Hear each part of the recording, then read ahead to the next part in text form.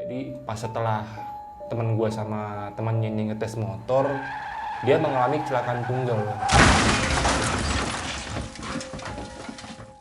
Pas gue ke rumahnya, itu gue lihat pakai mata kepala sendiri si almarhum lagi diturunin sama polisi sama pihak tetangga-tetangga gue juga. Dia tuh udah ngegantung diri bang. Jadi bisa dibilang si sosok almarhum ini gentayangan lah ya bang ya. Ya mungkin karena dia meninggalnya secara nggak sempurna ya kan.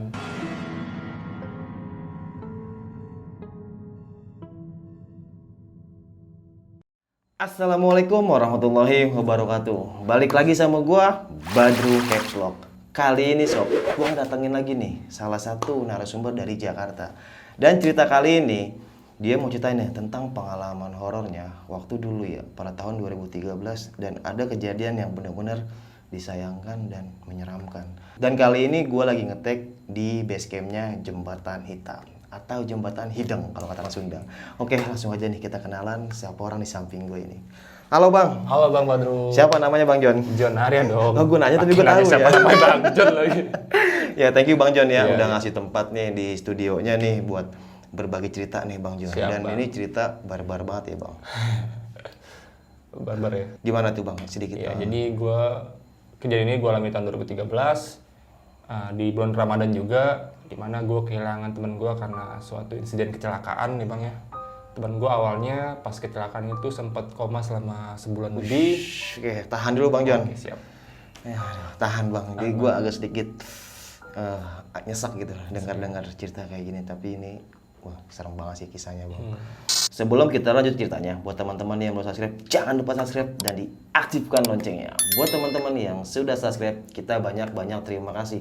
Selama YouTube ini masih berdiri, donasi akan terus berjalan. Oh iya nih, buat teman-teman yang punya cerita pengalaman horor saat pendakian gunung atau apapun itu, yang mau datang ke kita dan berbagi cerita pengalaman horornya, langsung aja nih follow Instagram Abdi atau Urang kalau kata orang Sunda @badru_capslock. Kuy, kita gibah misteri di sini. Langsung saja kita ke gibah misteri.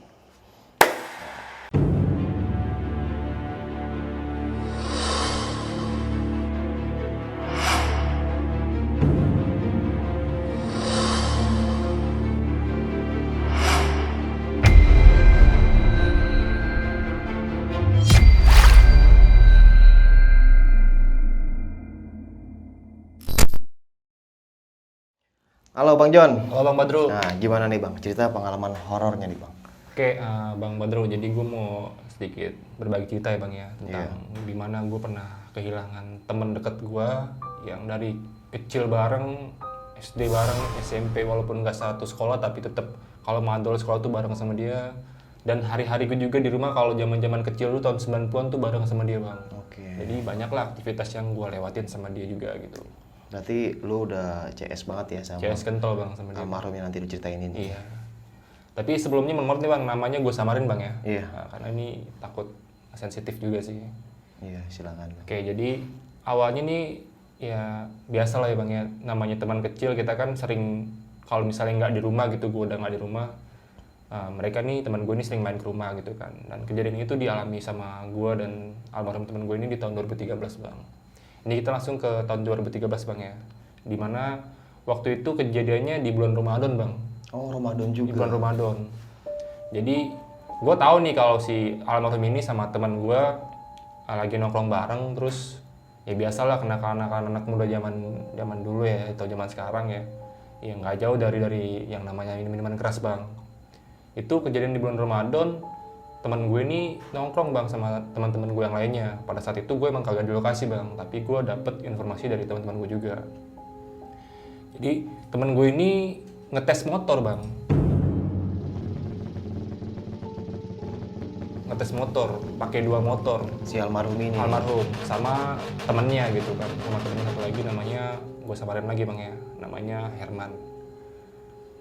Dan pas kejadian itu kalau nggak salah di jam 12 ke atas lah bang, udah hampir mendekati apa sih namanya sahur ya bang ya, hampir mendekati sahur. Ini kejadiannya di daerah Jakarta Pusat bang. Jadi pas setelah teman gue sama temannya ini ngetes motor, dia mengalami kecelakaan tunggal.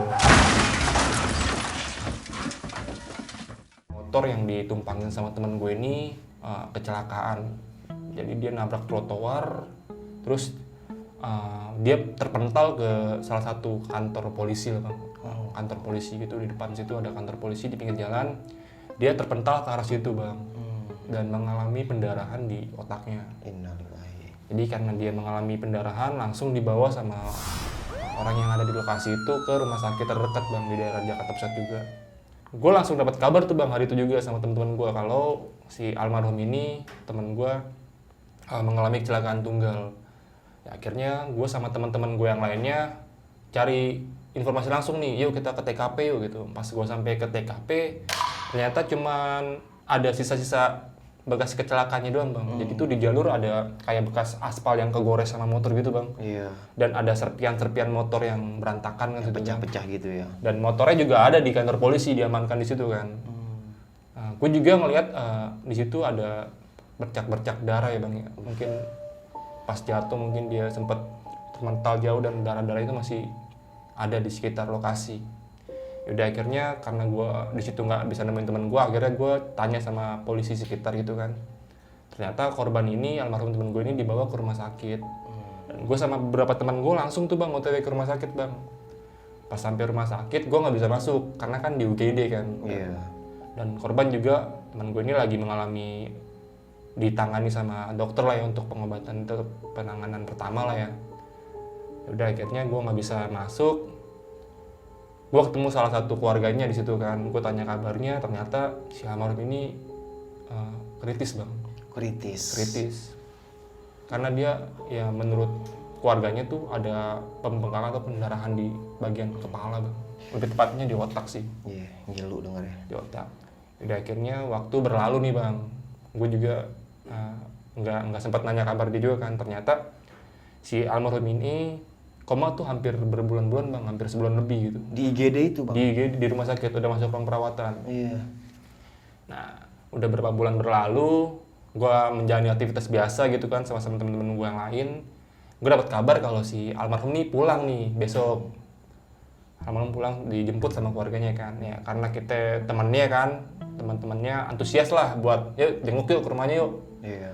Dan yang naasnya gitu bang, pas gue jenguk ke rumah dia, temen gue udah nggak sehat lagi, maksudnya udah nggak senormal waktu sebelum kecelakaan bang. Cacat. Bisa dibilang ya kondisinya bang, untuk jalan aja tuh dia kayak robot gitu bang, tertata-tata. Untuk ngomong juga dia terbata-bata. Dan yang lebih parahnya lagi tuh dia di lehernya ini ditanemin selang gitu. Di lehernya dia? Di leher. Jadi ada selang yang buat bantu pernapasan atau apalah, gue nggak tahu juga fungsinya apa. Di sini bang. Udah akhirnya gue bisa ketemu sama dia kan. Gue ajak ngobrol, di situ gue miris banget bang. Ngeliat kondisi dia yang sekarang tuh, pada saat itu ya bukan almarhum yang gue kenal gitu. Karena ya parah banget gitu bang. Dia buat jalan susah, buat ngomong susah.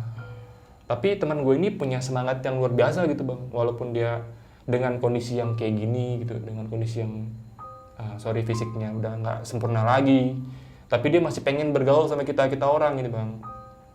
Cuman ada tapinya bang. Kenapa tuh? Yang gue sayangkan si almarhum ini masih gitu bang, masih pengen kayak dulu bang, pengen kayak waktu dia normal gitu. Dia masih suka ngerokok, bahkan dia juga masih sering minta minuman keras sama anak yang lain gitu kan. Itu yang sangat gue sayangkan gitu. Gue sama teman-teman yang lain juga udah beberapa kali bilang sama dia kan. Gue panggil dia bos aja, bos, udah bos, lu jangan kayak gitu lagi, gue bilang gitu kan. Soalnya nih lu udah nggak sesehat dulu gitu. Bahkan lu kalau ngerokok aja nih, asap lu tuh keluar dari leher gitu. Dari lehernya bang? Dari selang yang buat bantu nafas bang. Serem amat. Iya. Dari leher gua rasa. Dari leher gitu. Rembes asapnya. Karena dia untuk nafas tuh di sini pakein selang gitu. Makanya gue sama anak-anak tuh berkali-kali bilangin dia, karena tujuan kita kan baik kan bang ya, namanya sayang temen, sama si almarhum. nanti Bob kalau misalnya bos lu udah pulih nih bos, gue bilang kita bakal tetap main kok, gue bilang kita masih bisa bareng-bareng, gue bilang gitu.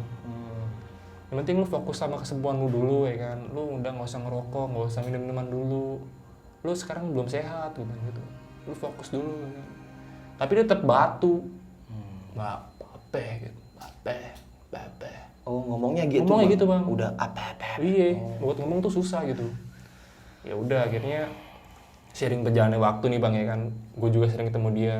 Masih ada tongkrongan main biasa. Nonton bola.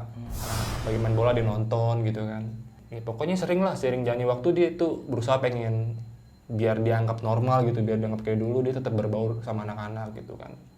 Itu kejadian gue udah kerja ya Bang, tahun 2013 itu gue udah kerja. Udah akhirnya pas ada nih Bang suatu momen nih Bang ya, di situ juga gue nggak ada, teman-teman gue nih lagi pada nongkrong nih Bang, lagi pada nongkrong santai malam-malam, biasa lah ya kan, anak-anak muda di daerah-daerah Jakarta lah ya, pada minum gitu Bang, pada ngerokok. Ini almarhum dateng Bang, minta rokok sama anak-anak. Oke. Waktu itu emang masih hidup lah. Masih ada, Masih. masih dateng, minta rokok sama anak-anak. Nggak dikasih Bang, jangan bos, gue bilang, nggak boleh kan, lu belum sembuh. Dia maksa. Akhirnya anak-anak karena dimaksa kan, udahlah selalu lah ya kan, dia ngerokok. Terus anak-anak lagi pada minum, dia minta juga Bang, Ikut minum. nggak dikasih sama anak-anak awalnya Bang. Udah jangan Bang, jangan dikasih. Tetep nggak dikasih sama anak-anak kan. Salah satu teman gue ada nih Bang yang udah banyakan konsumsi minuman keras, jadi ya mungkin agak sedikit mabok lah ya, kasarnya lah ya. Dicengin lah almarhum teman gue ini. Wah lu bandel lu, kalau dibilangin gak usah minum, lu tuh sakit, lu nggak sehat kayak dulu, nih lu bisa nggak kayak gua nih, lari-larian kayak gini kan, lu bisa kan lompat-lompatan kayak gue gini, lu ngomong aja susah, udah lu fokus aja buat kesembuhan lu. Ternyata omongan temen gue ini bikin temen gue yang almarhum ini baper Bang, Sakit hati. kayak gitulah ya kan. Padahal ya tujuan teman gue juga bagus sebenarnya, Iya. biar dia sadar diri karena untuk udahlah lu fokus dulu lah gitu kan. Mungkin gitu ada omongan dari teman gue ini yang nggak pas di hati dia gitu kan. Udah itu berlalu. Nah beberapa hari setelah itu anak-anak nih kalau sore kan di daerah di tempat gue tinggal itu kan pada main bola ya Bang ya, pada main bola gitu. Almarhum datang nih minta main bola, karena hari-harian almarhum nih sebelum sakit kayak gitu memang demen banget main bola Bang sama kita orang. Pokoknya dia jago lah main bolanya lah. Minta main bola sama anak-anak gue kan, cuman karena kondisi dia kayak gitu kan, takutnya jadi ngebebanin timnya ya kan, atau susah ya kan, sama anak-anak diketawain nih Bang dia main bola. Oh, malah diledekin. Iya, Bob nih bos, oper bos. Dia lari susah kan, kayak ini sama anak dicengin, lu udah dah nggak usah main dah, kata dia, lu nontonin aja. Tanpa ngomong apa-apa nih Bang ya, langsung tuh sore dia balik. Si bos ini. Bos ini balik ke rumah, udah kita tetap main bola nih Bang ya. Kalau di tahun dulu kan kalau kita main bola nih, kalau belum azan maghrib kan belum kelar nih Bang. Iya. Karena tuh patokannya kalau udah azan maghrib barulah kita selesai main lah ya kan. Dan nih pas maghrib udah kita pada balik ya kan, masing-masing balik. Itu kejadian gue nggak ada ya Bang, pas kejadian lagi main bola tuh gue nggak ada karena gue kerja kan. Gue dapat info ini dari teman-teman circle gue juga kan. Akhirnya gue balik, pulang kerja tuh gue waktu itu kan gue masih kerja di daerah Taman Anggrek. Waktu pulang kerja baru banget naruh motor, nyokap gue ngabarin gue, temen lu tuh meninggal.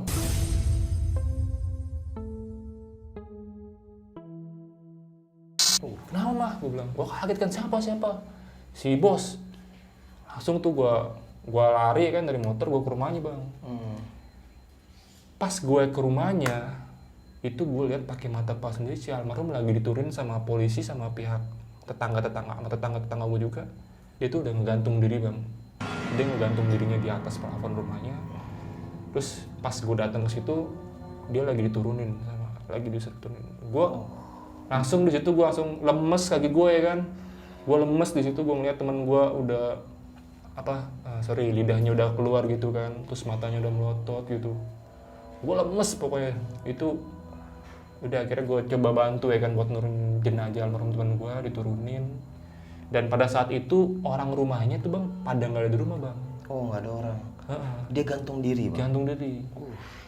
Nah jadi yang awal yang tahu kalau teman gue ini gantung diri, ada tetangganya ngeliat dari atas rumahnya itu ke arah rumah dia, kok si almarhum tuh berdiri aja di situ gitu kan. Pas dicek ternyata kondisinya udah tergantung.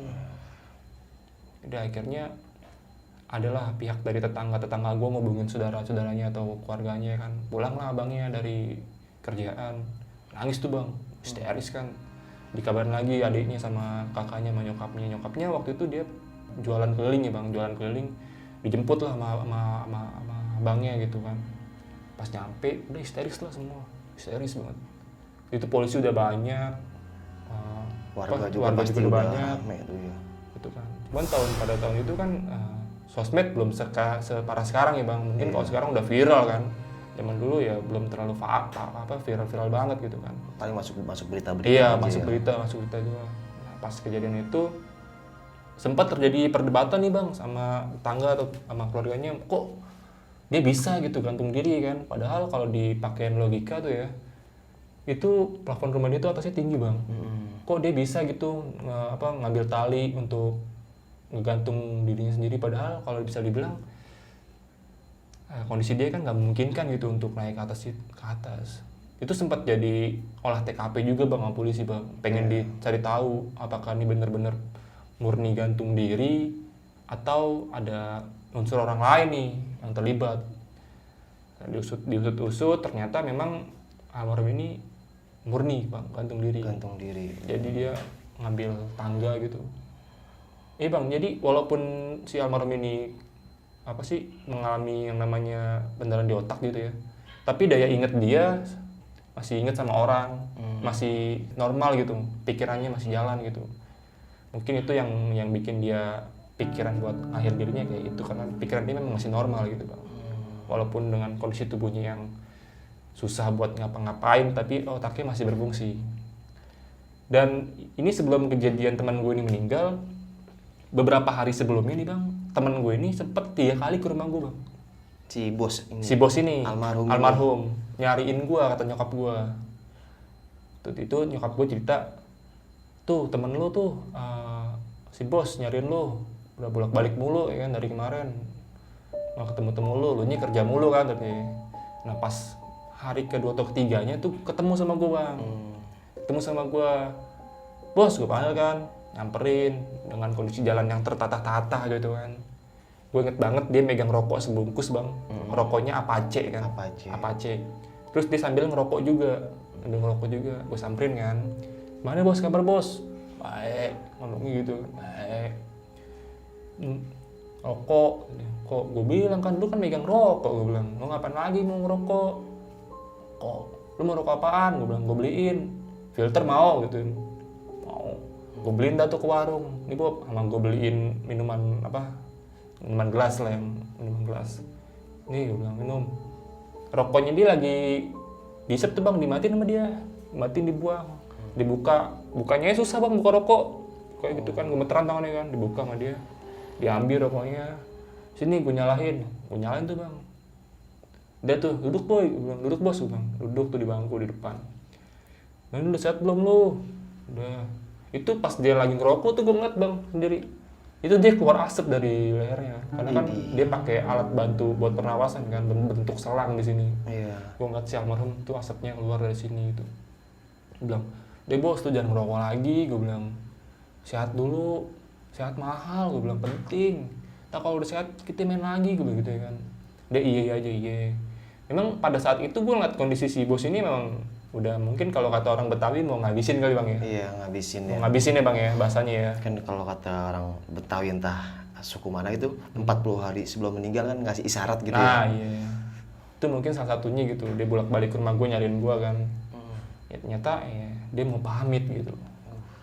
Tapi untungnya pada saat kejadian si almarhum meninggal, gue sempet ngebantuin buat ngangkat jenazahnya. Cepet kok. Ya udah akhirnya setelah si almarhum meninggal gitu bang, beberapa hari setelah almarhum meninggal, ternyata dari lingkungan rumah yang paling dekat sama dia itu sempat terjadi bisa dibilang kemunculan teman gue dengan fisik yang beda gitu. Jadi bisa dibilang si sosok almarhum ini gentayangan lah ya bang ya. Ya mungkin karena dia meninggalnya secara nggak sempurna ya kan, atau ada sesuatu yang belum tersampaikan atau apa, gue nggak ngerti lah ya. Dan teror ini sempat lama gitu bang. Oh jadi setelah dia meninggal ada sosok nih yang nyerupain dia, seolah-olah kayak gentayangan gitu. Tapi bentuknya bukan pure dalam kondisi dia meninggal saat ditemukan gitu bang. Tapi lebih ke pocong bang. Coba silakan bang. Iya, jadi ada teman gue yang tinggal di deket banget rumahnya, paling deket sama dia itu, dia lagi pulang malam bang, itu dia ngelihat sosok si almarhum ini di dalam rumahnya. Karena ini bang, setelah kejadian si almarhum ini meninggal karena insiden ini, keluarganya tuh nggak menempati rumah ini bang. Itu jadi pulang rumahnya ini mau dijual atau di mana gue nggak ngerti lah ya, pokoknya sih kayak dikosongin lah atau apalah, gue nggak tahu tuh apa dijual atau di apa, gue nggak tahu lah. Yang penting yang jelas rumahnya almarhum ini kosong selama beberapa waktu cukup lama juga bang.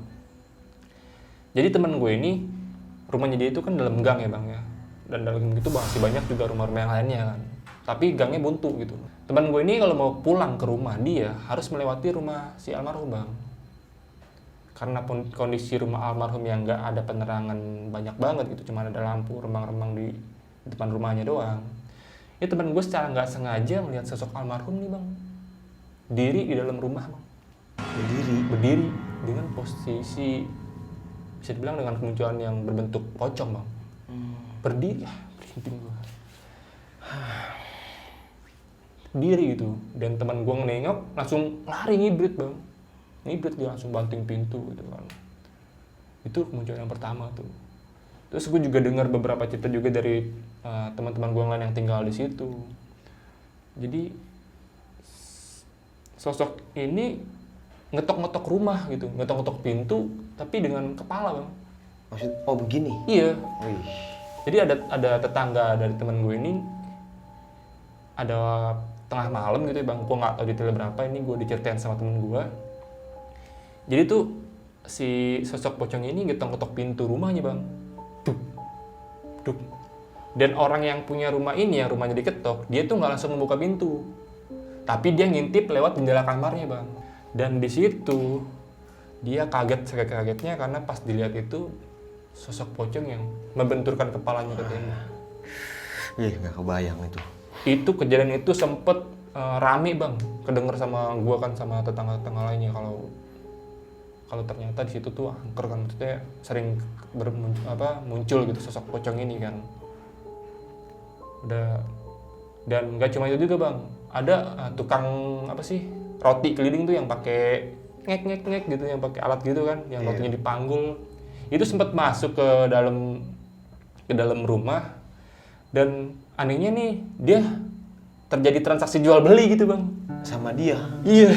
Jadi coba masih gimana tuh? Jadi dia tuh sempat cerita sama anak-anak, katanya si almarhum ini beli rotinya dia bang.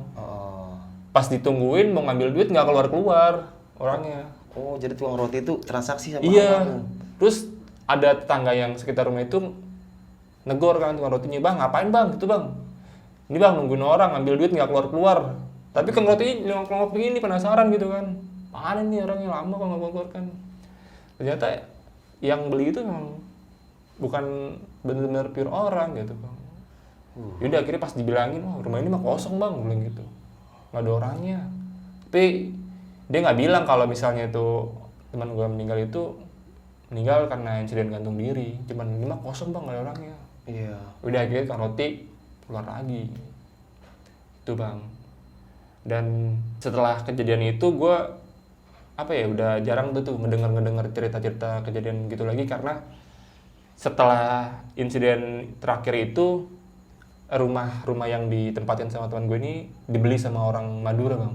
Tapi sebelum ditempatin sama nih orang Madura, ada omongan dari warga sekitar yang tetangga-tetangga itu bilang sebelum ditempatin digajiin dulu bang selama seminggu berturut-turut.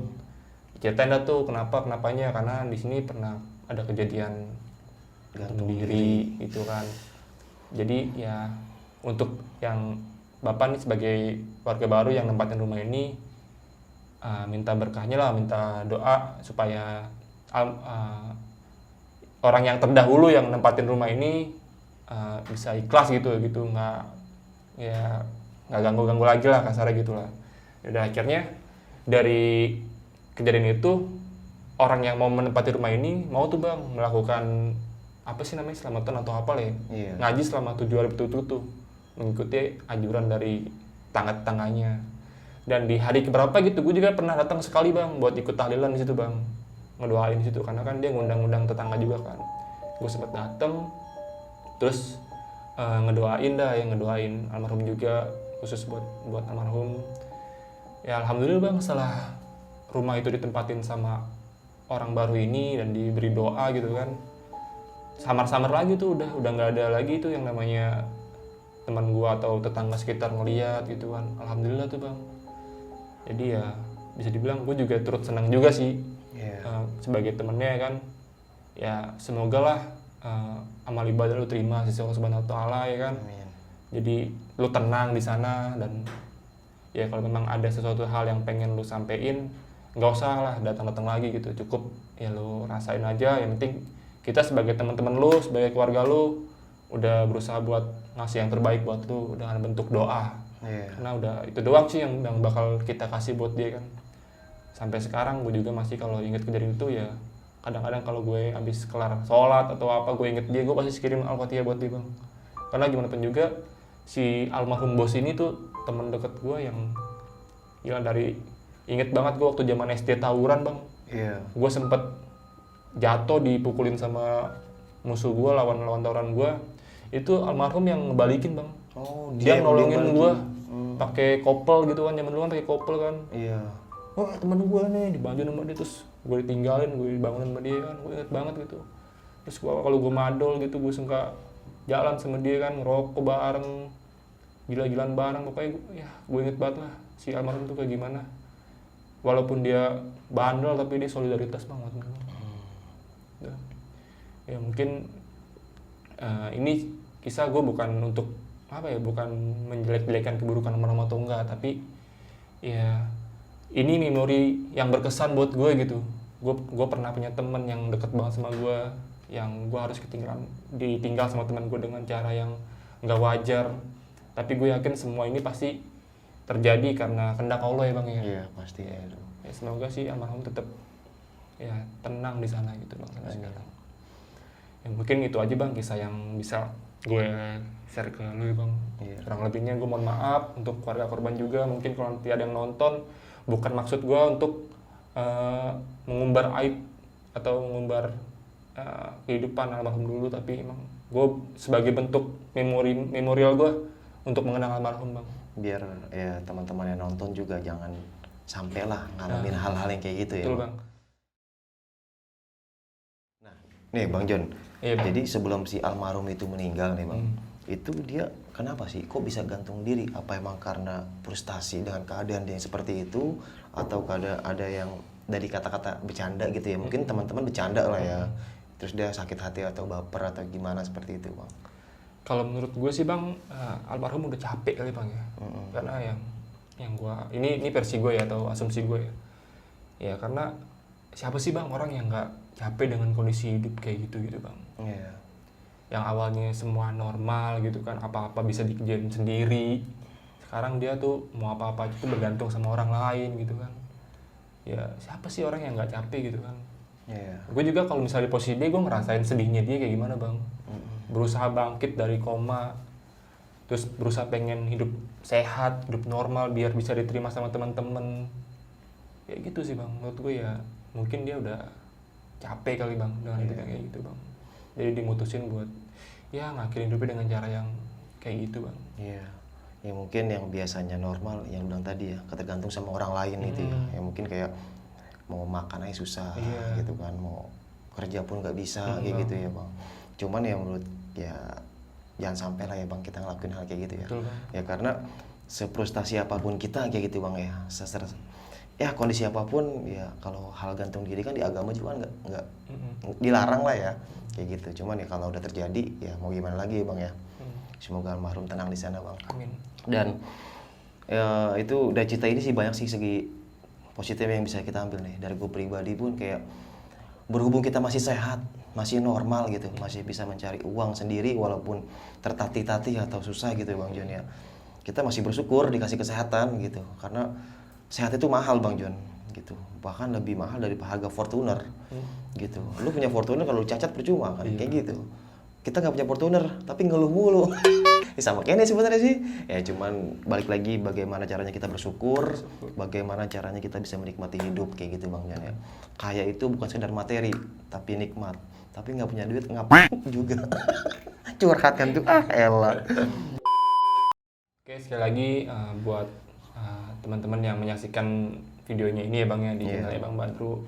Sekali lagi gue bercerita kayak gini bukan maksud tujuan gue tuh untuk menjelek-jelekan almarhum, apalagi buat ngumbar aibnya almarhum semasa hidup, bukan. Jadi tujuan gue ini ya buat apa ya, bentuk untuk mengenang almarhum lah Bang ya. Dari versi gue untuk mengenang almarhum ya, kalau dari dulu sampai sekarang tuh gue masih tetap inget sama lo gitu dengan kondisi yang kayak gitu.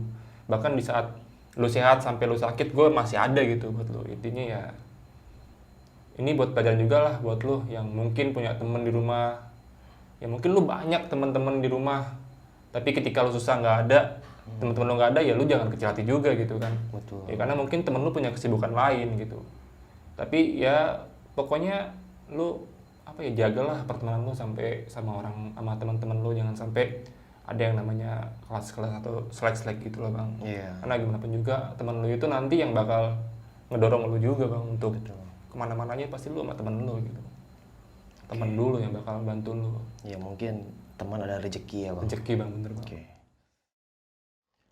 Oke sob, mungkin cukup sekian nih cerita pengalaman horornya yang dialami sama Bang Jon ini. Dari kisah ini banyak banget sih pelajaran yang bisa kita ambil. Satu, jangan pernah menyerah dalam keadaan apapun. Dan kita yang masih sehat walafiat, jangan berhenti untuk berjuang, jangan berhenti untuk selalu bisa menerima dengan keadaan dan ikhlas dengan rasa semangat. Dan buat teman-teman nih, mungkin gue pribadi pun punya teman di tongkrongan yang agak sedikit kurang fisik atau kurang mental atau apapun itu, jangan jadikan dia sebagai bahan ledek-ledekan ya, karena kita nggak tahu hati orang tuh seperti apa. Jadi mungkin kita bercanda-bercanda, dasar lu kayak gini ya, yang penting sih jangan sampai main fisik kekurangannya dia kalau bercanda, karena kita nggak tahu hati orang seperti apa ya. Mungkin gue pribadi pun sering menceng-cengan ya Bang Jon ya, tapi pas dengar kisah seperti ini dan hasilnya seperti ini sampai almarhum ini mutusin buat berakhirkan ya, itu pelajaran banget. Dan insya Allah gue gak mau ngecengin teman-teman gue lagi Bang Jon. Gue sering ngecengin temen gue, lu ganteng banget sih gitu. Padahal kagak gitu. Jadi kayak oke lah, banyak banget pelajaran di sini. Jangan sampai bikin hati orang sakit ya. Karena kita nggak tahu apa yang dilakukan sama dia gitu ya. Masya Allah, ini pelajaran banget. Merinding gue Bang Jon. Ya, Bang. Jadi ya balik lagi, jaga sikap, jaga hati, jaga diri. Jangan lupa berbanyak ibadah dan hal-hal yang positif lagi. Oke, mungkin cukup sekian ya cerita pengalaman horor yang dilakukan sama Bang Jon ini. Sampai jumpa di cerita selanjutnya. Assalamualaikum warahmatullahi wabarakatuh. Waalaikumsalam. Sedih. Bang, makasih banyak Bang ya. Sama-sama Bang Badru. Waduh, jadi sedikit tergetuk hati Bang. Intermezzo gue juga Bang. Jadi inget zaman dulu. Dadah.